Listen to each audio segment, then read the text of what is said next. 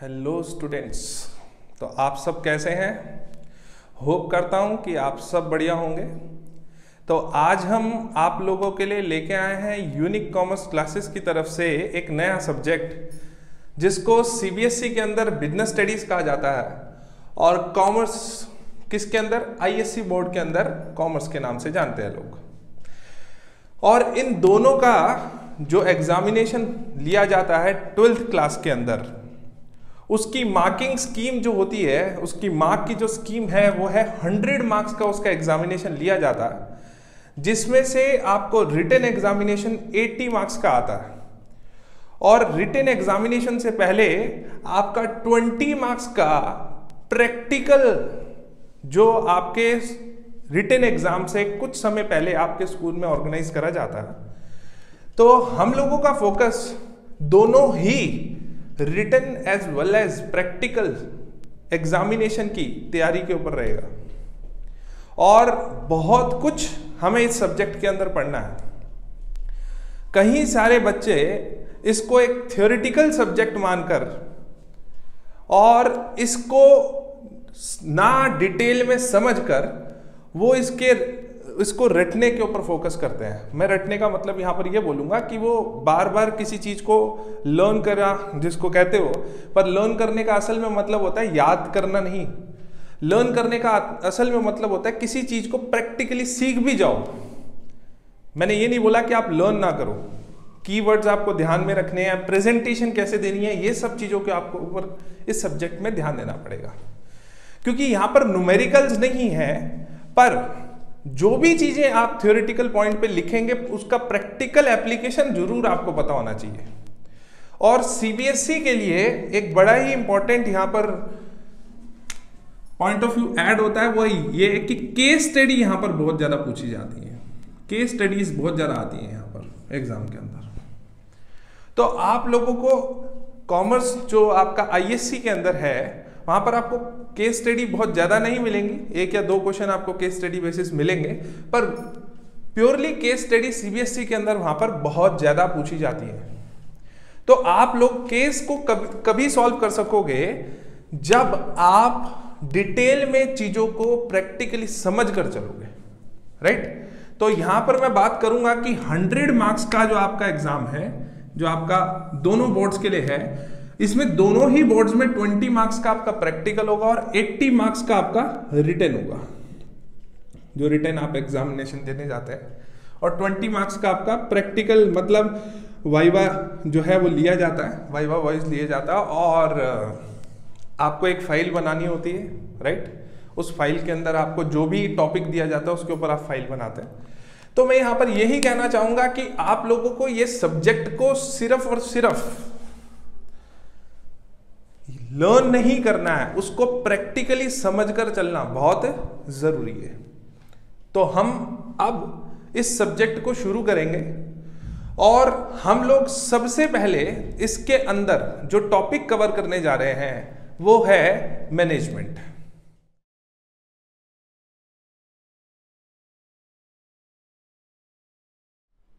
तो स्टूडेंट्स, आज का जो हमारा टॉपिक है वो है इंट्रोडक्शन ऑफ मैनेजमेंट। तो इंट्रोडक्शन ऑफ मैनेजमेंट के अंदर बहुत सारे टॉपिक हमें कवर करने हैं, जिसमें सबसे पहले हम पढ़ेंगे डेफिनेशंस या डिफाइन करना, किसको, मैनेजमेंट को। अब मैं एक एक करके आपको पहले टॉपिक्स को समझाऊंगा कि टॉपिक्स क्या है। मतलब होता क्या है कि हमारे एग्जामिनेशन में क्वेश्चंस पूछे जाते हैं, हम लोग आंसर तभी कर पाएंगे जब प्रॉपरली किसी क्वेश्चन को अंडरस्टैंड करेंगे, राइट। तो सबसे पहले हम डेफिनेशन या डिफाइन करना, किसको, मैनेजमेंट को किस तरीके से डिफाइन करना है, ठीक है। मतलब इसके अंदर लिखना क्या, अगर ये क्वेश्चन पूछा हो तो हमें क्या लिखना है।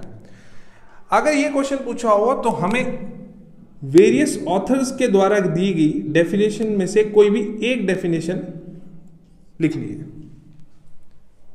वेरियस ऑथर्स कौन कौन से हैं, जैसे हेनरी फ्योल है, एफ.डब्ल्यू. टेलर है, राइट। तो ऐसे वेरियस ऑथर्स हैं, राइट।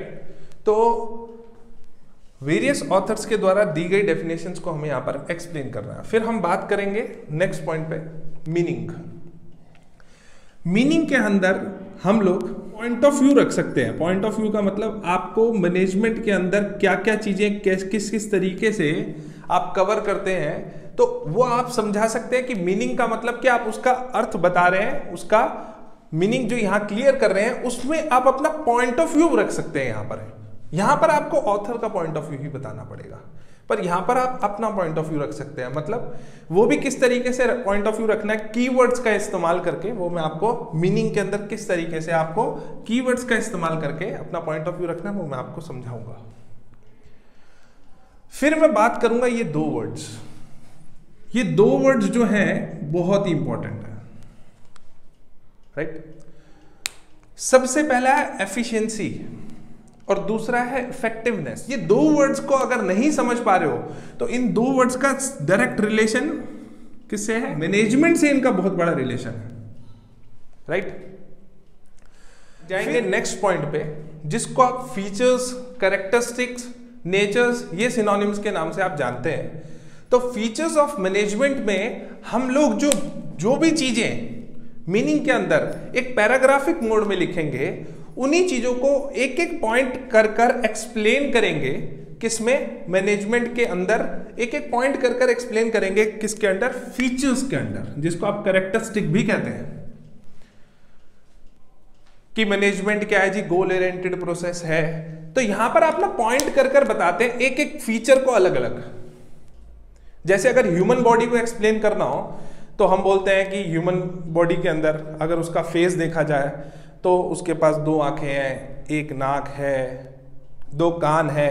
तो आप एक एक करके एक्सप्लेन कर रहे हो। उसी चीज को आप जब पॉइंट आउट करके अलग अलग एक्सप्लेन करते हो, एक एक चीज को एलेबोरेट करके बताते हो कि हाँ ये चीज ये है, तो अंडरस्टैंड करने में आसानी होती है।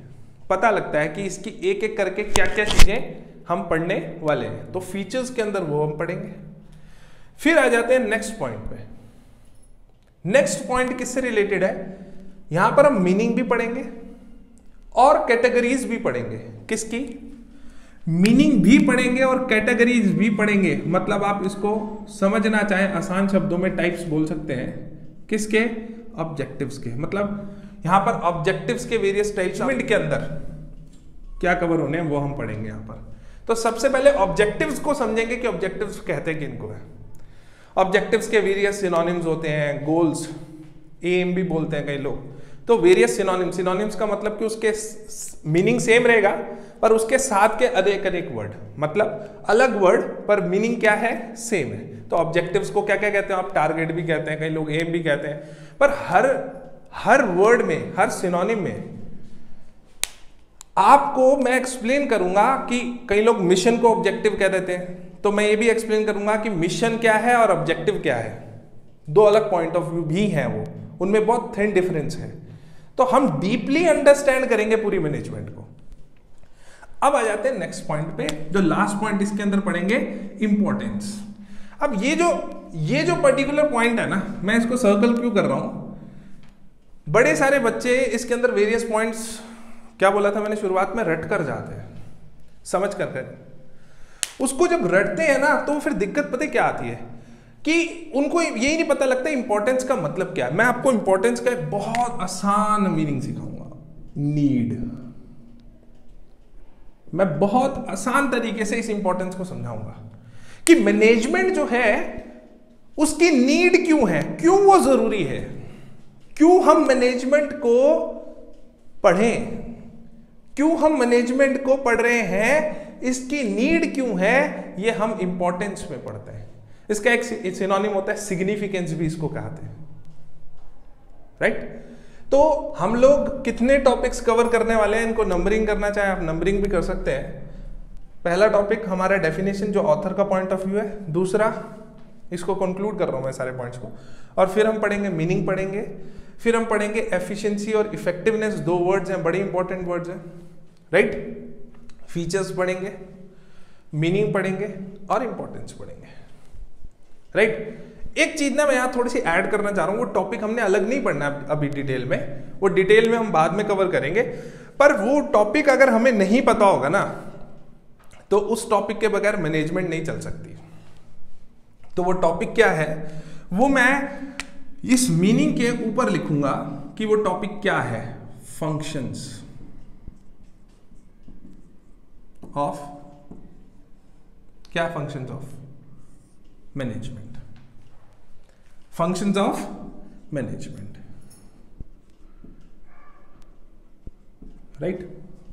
तो ये फंक्शंस और ये दो वर्ड्स, ये राइट, और एक वर्ड और मैं पढ़ाऊंगा आपको, वो है कोऑर्डिनेशन, राइट। तो वो हम वर्ड्स को यहां पर पढ़ेंगे क्योंकि कुछ इंपॉर्टेंट टर्म्स जो हैं वो मैनेजमेंट को पढ़ने के लिए बहुत जरूरी है, क्योंकि पूरी की पूरी मैनेजमेंट 7, 8, 10 वर्ड का बेस लेकर चलती है। मतलब मैं यहां पर अगर बोलूं, एग्जैक्ट नंबर बोलूं तो 8 to 10 वर्ड्स जो हैं वो आपको बिल्कुल डीपली समझकर चलने पड़ेंगे, तभी आपको पूरी मैनेजमेंट क्लियर होगी। जैसे सबसे पहला वर्ड एफिशिएंसी हो गया, फिर हो गया इफेक्टिवनेस हो गया। ऐसे फंक्शंस के अंदर 5 फंक्शंस हम पढ़ेंगे। सबसे पहला फंक्शन मैनेजमेंट का होता है प्लानिंग, दूसरा होता है ऑर्गेनाइजिंग, हर फंक्शन के एंड में आपको ING लगा मिलेगा। तीसरा होता है स्टाफिंग, फिर हम पढ़ेंगे डायरेक्टिंग, जिसको मैनेजमेंट इन एक्शन भी कहा जाता है। हम डिटेल में आगे पढ़ेंगे, आप अभी कोई भी चीज नोट ना करें, सुनकर चले। और लास्ट होता है कंट्रोलिंग। मैं फिर से रिपीट कर रहा हूं, प्लानिंग, ऑर्गेनाइजिंग, स्टाफिंग, डायरेक्टिंग, जिसको मैनेजमेंट इन एक्शन कहते हैं, और लास्ट होता है कंट्रोलिंग। जो डायरेक्टिंग होता है उसको मैनेजमेंट इन एक्शन इसलिए कहा जाता है क्योंकि मैनेजमेंट असल में एक्शन में वहीं आती है। एक्शन का मतलब वर्क होना असल में डायरेक्टिंग लेवल पर स्टार्ट होता है। ये बहुत कम बच्चों को पता रहता है। जब वो बोर्ड एग्जाम्स देने जा रहे होते हैं तो वहां पर 1 मार्क्स क्वेश्चन बहुत पूछा होता है कि मैनेजमेंट इन एक्शन किसको कहते हैं। तो बड़ा सिंपल आंसर इसका होता है, डायरेक्टिंग को मैनेजमेंट इन एक्शन कहते हैं। तो आपने जरा मेरी बात को सुनकर चलना। जब आप सुनकर चलोगे तो मैं बोलते बोलते ही कई सारे मार्क्स का आपको ज्ञान बोलते बोलते ही दे जाऊंगा। हर चीज लिखकर नहीं बता सकते हैं, वो बताएंगे आगे, टाइम टू टाइम लिखकर भी बताएंगे। अब ये नहीं है कि मैनेजमेंट इन एक्शन को डायरेक्टिंग कहते हैं, ये आने वाले लेक्चर्स में आपको मैं बताऊंगा। पर कई सारी चीजों का ज्ञान मैं आपको शुरुआत में ही दे रहा हूं। एक एक मार्क्स के बहुत सारे क्वेश्चन होते हैं और आपने सुना होगा, बूंद से सागर भरता है। तो आपको क्या कर कर चलना है कि यहां पर चीजों को समझना है डीपली, राइट। अब थोड़ा सा अगर डेप्थ में जाओगे मैनेजमेंट की, इन टॉपिक्स को समझोगे, तो मैनेजमेंट में जब आपको 5 फंक्शंस गिनाए हैं, इनको एक एक यूनिट कर कर हमने पढ़ना है। तो आने वाली यूनिट्स जो हैं वो सबसे पहली क्या है, प्लानिंग, फिर ऑर्गेनाइजिंग, फिर स्टाफिंग, फिर डायरेक्टिंग, जिसको आप मैनेजमेंट इन एक्शन कहते हैं, और लास्ट कंट्रोलिंग। तो ये यूनिट्स आने वाले टाइम पे हम पढ़ने वाले हैं। ये सारे के सारे टॉपिक एक क्लास में कवर कर कर चलना थोड़ा सा मुश्किल है, क्योंकि अगर हम इनको डिटेल में समझ लेंगे, क्योंकि मैं ये बोलता हूं ना, कोई भी अगर घर बनाता है, दीवार खड़ी करता है, तो जो नींव डालता है ना, वो नींव अगर अच्छी डली होगी तो दीवार कभी भी डगमगाएगी नहीं। दीवार का खड़े रहना निश्चित है अगर उसकी नींव सही तरीके से डली है तो ये इसके ऊपर हम बड़े सारे चैप्टर की दीवार खड़ी करने वाले हैं, तो इसको डीपली समझकर चलना बहुत जरूरी है। तो यहां पर हम इस डायग्राम में एक और चीज ऐड कर लेते हैं, वो 5 फंक्शन को शॉर्ट में। पहला प्लानिंग, दूसरा साथ साथ बोल के चलें आप, मुझे बेशक नहीं सुनाई दे रहा है, पर अगर आप बोलकर चलेंगे तो आपको याद जरूर हो जाएगा, क्योंकि एक तो मैं इस साइड से बोल रहा हूं और दूसरा आप जब बोलेंगे तो आपके कानों के अंदर 2 लोगों की आवाज जाएगी, एक तो आपकी खुद की और एक मैं जो बोल रहा हूं वो भी आपके कान में जाएगा, जिससे आपको याद करने में, समझने में भी आसानी होगी और ध्यान भी अच्छा रहेगा आपको। तो सबसे पहला क्या है जी, प्लानिंग, दूसरा क्या है ऑर्गेनाइजिंग, तीसरा क्या है स्टाफिंग, फिर डायरेक्टिंग और फिर कंट्रोलिंग, राइट। तो यहां पर हम लोग ये 5 फंक्शंस भी पढ़ेंगे। तो अब हम शुरू करेंगे एक एक कर कर सिंगल सिंगल टॉपिक। तो सबसे पहला टॉपिक जो अब हम कवर करेंगे वो क्या है, डेफिनेशन या डिफाइन करना मैनेजमेंट को ऑथर के हिसाब से।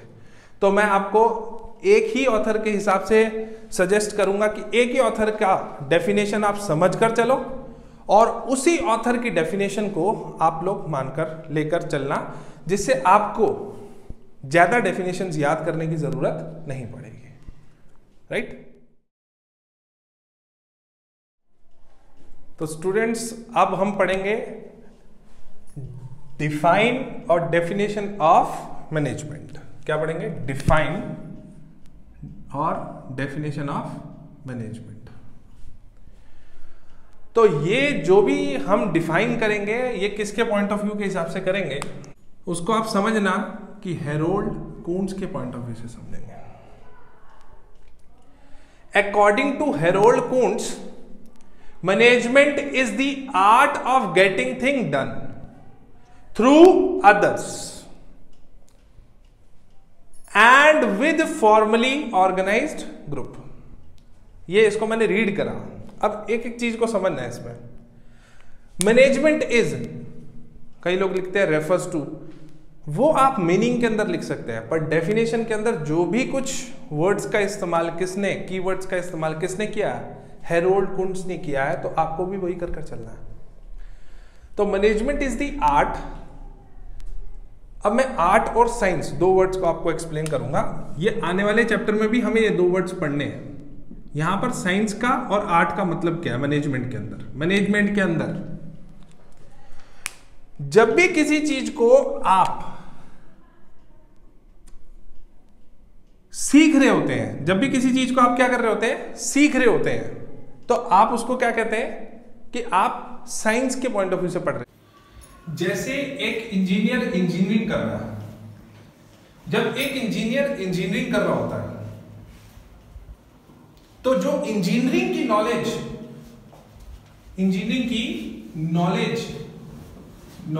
यहां पर वो ले रहा है, कौन सी नॉलेज लेगा? जब वो कोई भी चीज को समझेगा, सीखेगा, तो वहां पर जो उसकी नॉलेज होती है वो थ्योरेटिकल नॉलेज होती है। और थ्योरेटिकल नॉलेज तभी आएगी जब वो प्रैक्टिकली अप्लाई भी करना उसको आते हुए सीखेगा। जैसे जो भी इंजीनियर थ्योरेटिकली पढ़ेगा उसका प्रैक्टिकल एप्लीकेशन भी थ्योरी के साथ साथ वो सीखेगा। तो जो theoretical knowledge as well as उसको अप्लाई करने का तरीका जब वो सीख रहा है, जब वो क्या ले रहा है, नॉलेज ले रहा है, जब वो क्या ले रहा है, नॉलेज गेन कर रहा है, जब वो नॉलेज गेन कर रहा है तो वो उसका क्या हो गया कि वो साइंस के पॉइंट ऑफ व्यू से मैनेजमेंट को पढ़ रहा है। पर अब एज अ आर्ट मैनेजमेंट क्या होती है?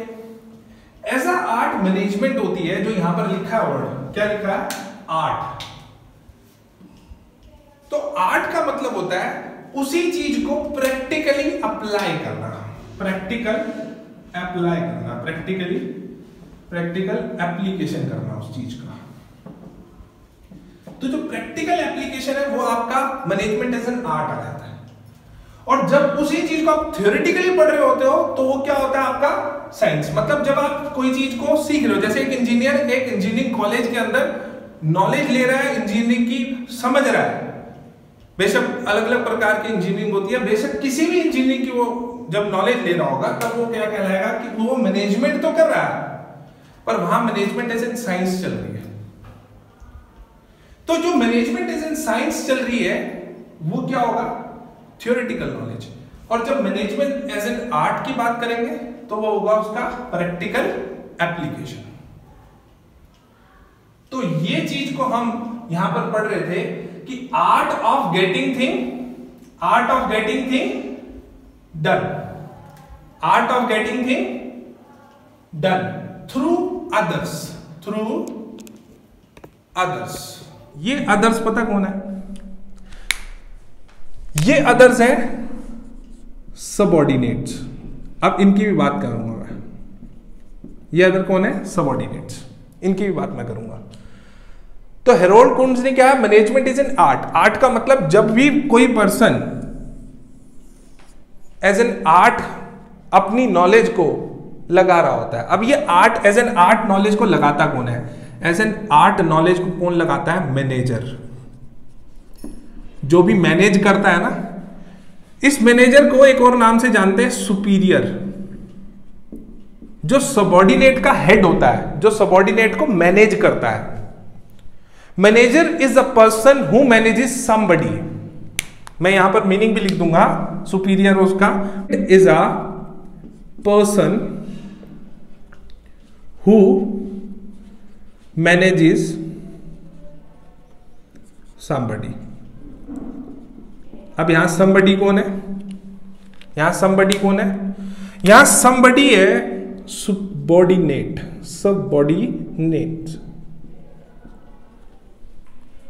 तो ये एक आर्ट है। ये आर्ट परफॉर्म कौन कर रहा है? एक मैनेजर, एक सुपीरियर, जो काम लेगा किससे? सबॉर्डिनेट से। तो ये वाली जो लाइन है, ये वाला जो लाइन है और ये वाली जो लाइन है, ये दोनों लगभग सेम है। क्या सेम है? कि ये एक पर्सन है जो मैनेज करता है अदर्स को। मैनेज करने का मतलब उनसे काम लेता है। गेटिंग दी थिंग्स डन, किससे काम लेता है? यहां भी लिखा मैंने क्या? समबडी, जिसको आपने क्या कहा? सबॉर्डिनेट। यहां लिखा अदर्स, इसको भी क्या कहा? सबॉर्डिनेट। तो मेरा पॉइंट ऑफ व्यू, मैंने अपना वर्ड इस्तेमाल किया समबडी, पर हेरोल्ड कुंट्ज ने क्या इस्तेमाल किया? Words others. पर कहते हैं ये काम कब हो पाएगा पता है? जब सुपीरियर सबॉर्डिनेट का कैसा रिलेशन होगा? फॉर्मल रिलेशन होगा। और फॉर्मल रिलेशन में वो ग्रुप्स बनाकर, कौन से ग्रुप्स? क्या बनाकर चलेगा? ग्रुप्स बनाकर चलेगा। कौन से ग्रुप्स? ऑर्गेनाइज्ड ग्रुप्स बनाकर चलेगा। ऑर्गेनाइज्ड का मतलब जिसके अंदर वो स्पैन ऑफ मैनेजमेंट बनाकर चलेगा। अब आप लोग बोलोगे स्पैन ऑफ मैनेजमेंट क्या होता है? स्पैन ऑफ मैनेजमेंट होता है जहां पर एक मैनेजर के अंडर 4 से 5 लोग या 5 से 6 लोग जो है वर्क करते हैं, और मैनेजर एज एन आर्ट उनसे काम लेता है, getting the work done through their subordinates, through others. तो ये बेटा जो भी आपको सिनोनिम्स बताएं, ये समझाने के लिए बताया, ये मीनिंग आपको समझाने के लिए। आपको वर्ड्स, कीवर्ड्स किसके इस्तेमाल करने? हेरोल्ड कुंट्ज के। तो क्या कह रहा है? मैनेजमेंट एक आर्ट है जिसके अंदर आप काम कराते हैं। किन से कराते हैं? अदर्स से कराते हैं, जो आपके सबॉर्डिनेट्स हैं। और वो कैसे होने चाहिए? फॉर्मल होने चाहिए। फॉर्मल का मतलब वहां पर स्ट्रिक्टली रूल्स एंड रेगुलेशंस का इस्तेमाल होगा। फॉर्मली का मतलब है जहां पर आप रूल्स एंड रेगुलेशंस को पूरी तरीके से मानकर चलते हैं। आप घर में आते हैं तो आपके वहां कोई रूल्स एंड रेगुलेशन नहीं होते आपके खुद के घर के अंदर। तो खुद के घर के अंदर जब रूल्स एंड रेगुलेशन नहीं लगते तो वो कैसा नेचर होता है? इनफॉर्मल। पर यहां पर ऑर्गेनाइज्ड ग्रुप बनाएगा, एक ग्रुप बनाएगा, मैनेजर के अंदर कुछ लोग होंगे, वो ग्रुप जो बनाएगा वो फॉर्मल ग्रुप जो है एक ऑर्गेनाइज्ड ग्रुप होगा, और उसको वो मैनेज कर चलेगा। कौन? सुपीरियर। और इस तरीके से ये हेरोल्ड कुंट्ज की डेफिनेशन को आप इजीली समझ सकते हैं। तो आपको ये और ये समझकर इसमें चलना है। तो स्टूडेंट्स, अब हम पढ़कर चलेंगे meaning of management. Meaning of management. Management refers to the process of conducting a set of function. Planning, पहला फंक्शन प्लानिंग, दूसरा ऑर्गेनाइजिंग, तीसरा स्टाफिंग, फिर डायरेक्टिंग और फिर controlling. To get the work done. Definition के अंदर भी हमने पढ़ा था getting the work done through others, और यहां भी हम पढ़ रहे हैं कि क्या कराना है? काम कराना है। गेटिंग दी वर्क डन कौन कराएगा? सुपीरियर कराएगा, मैनेजर कराएगा। Manager is a person who manages somebody. तो यहां पर गेटिंग दी वर्क डन कौन करा रहा है? मैनेजर करा रहा है। किससे? सबॉर्डिनेट से करा रहा है, अदर्स जिसको आप बोल रहे थे। तो यहां पर हम वर्क करा रहे हैं अदर्स से। कैसे करा रहे हैं? एफिशिएंट और इफेक्टिव मैनर में। यहां एफिशिएंट, एफिशिएंट का मतलब क्या है? एफिशिएंट मतलब कॉस्ट कम से कम लगे, जो आपका मनी लग रहा है, जो आपका पैसा खर्च हो रहा है वो कम से कम लगे। और यहां पर आप टाइम कम से कम लगाकर चलना चाहते हैं। तो यहां पर आप कॉस्ट कम से कम लगाना चाह रहे हैं, यहां आप अपना टाइम सेव करना चाह रहे हैं, क्योंकि दोनों चीजें आपके लिए स्केयर है, मतलब कमी है दोनों चीजों की आपके पास। तो यहां पर आप दोनों चीजों के ऊपर फोकस करते हैं। अपनी लाइफ में भी आपने देखा होगा आपके लिए पैसा और आपका समय बहुत कीमती है, तो आप दोनों चीजों को सेव कर अपने वर्क को करवाना चाहोगे। कौन करवाएगा? मैनेजर कराएगा। किससे कराएगा? अपने सबॉर्डिनेट से। सुपीरियर अपने सबॉर्डिनेट से वर्क करा रहा है। तो management refers to the process. अब प्रोसेस को समझते हैं। प्रोसेस के अंडर बड़े सारे स्टेप्स आते हैं, और ये स्टेप्स एक एक करके करे जाते हैं। जैसे हम यहां पर प्रोसेस किसके लिए इस्तेमाल कर रहे हैं, फंक्शंस के लिए, और एक एक करके पहला फंक्शन कौन सा परफॉर्म करेंगे, प्लानिंग, फिर कौन सा फंक्शन परफॉर्म करेंगे, ऑर्गेनाइजिंग, फिर कौन सा फंक्शन परफॉर्म करेंगे, स्टाफिंग, फिर कौन सा करेंगे, डायरेक्टिंग, फिर कौन सा करेंगे, कंट्रोलिंग। तो मैं आपको बोलूंगा समझते समझते ही आपको याद हो जाएगा अगर आप ध्यान से सुन रहे हैं तो ये एक प्रोसेस है जिसके अंदर बड़े सारे स्टेप्स आप एज अ फंक्शन करने वाले हैं। अ सेट ऑफ फंक्शन, सेट का मतलब a group of functions, group of function मतलब ये पांचों जो फंक्शन है ये ग्रुप है ना। तो यहां पर ये सब कंडक्टिंग कौन करा रहा है, कंडक्टिंग करा रहा है मैनेजर, सुपीरियर। तो ये एक प्रोसेस है जिसको कंडक्ट करा रहा है, मतलब जिसको परफॉर्म करवा रहा है। कौन परफॉर्म करवा रहा है, एक सेट ऑफ फंक्शंस को, planning, organising, staffing, directing, controlling को, सुपीरियर, मैनेजर, किससे, to get the work done, किनसे, सबॉर्डिनेट से। वो सब आपको यहां लिखना नहीं है, ठीक है, सुपीरियर और सबॉर्डिनेट लिखना नहीं है, पर समझना तो ये है ना कि कौन करा रहा है, सुपीरियर सबॉर्डिनेट से करा रहा है इन एन एफिशिएंट, मतलब कॉस्ट कम से कम लगाकर और इफेक्टिव मैनर में। तो ये हमारा मीनिंग जो है वो कंक्लूड मैं करता हूं कि मैनेजमेंट एक प्रोसेस है जिसके अंदर बड़े सारे सेट ऑफ फंक्शंस को परफॉर्म करेंगे हम, परफॉर्म करेंगे, क्या करेंगे, परफॉर्म करेंगे, कंडक्ट करेंगे मतलब परफॉर्म करेंगे। यहां पर मतलब यहां पर फंक्शंस बड़े सारे हम परफॉर्म करने वाले हैं। कौन करवाएगा, सुपीरियर, मैनेजर, किनसे कराएगा, सबॉर्डिनेट से। कौन, कितने फंक्शन कराएगा, 5 फंक्शन। अब आप लोग भी मेरे साथ बोलेंगे, पहला फंक्शन प्लानिंग, दूसरा ऑर्गेनाइजिंग, तीसरा staffing, fourth directing and fifth controlling. तो ये फंक्शन क्यों करा रहे हैं, क्योंकि हमें काम लेना है, किनसे, subordinate, to get the work done through others, मतलब सबॉर्डिनेट से, इन एंड कॉस्ट कम लगाकर, दैट इज एफिशिएंट, और टाइम कम लगाकर, मतलब इफेक्टिव मैनर में, राइट। तो ये हमारा मीनिंग यहां पर एंड होता है। अब हम पढ़ेंगे फीचर्स और एफिशिएंसी और इफेक्टिवनेस के डिफरेंस को, इंपॉर्टेंस को और ऑब्जेक्टिव्स को नेक्स्ट वीडियो में मैं आपके लिए लेके आऊंगा।